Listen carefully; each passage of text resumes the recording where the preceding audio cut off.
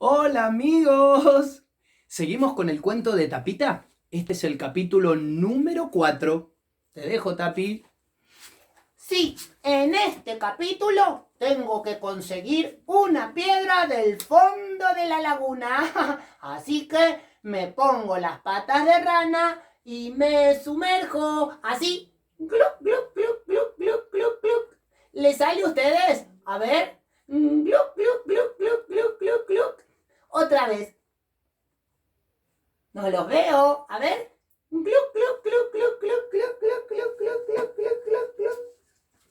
Brevet, brevet, brevet, brevet, brevet. Hola amigos, soy el señor Sapo. ¿Cómo están? Yo tengo un problema muy grande. Una gran piedra está tapando la entrada de mi casa, en el fondo de la laguna, y hace días que no puedo entrar. ¿Quién podrá ayudarme? Yo, la brujita Tapita. Señor Sapo, yo necesito una piedra del fondo de la laguna. Dígame dónde está y vamos a buscarla. Oh, sí, está por acá. Seguime, brujita, seguime. Brevet, brevet, brevet, brevet. Uy, me voy saltando igual que él. Pain, pain, pain.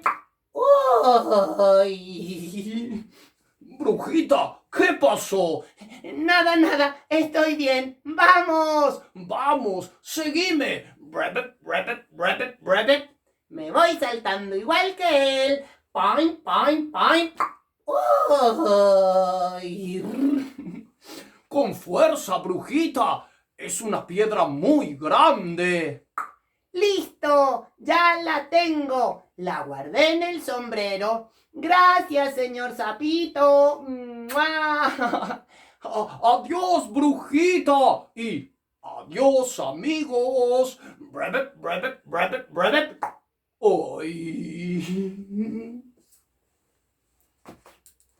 Nos vemos pronto para el final de esta historia. ¡Hasta luego!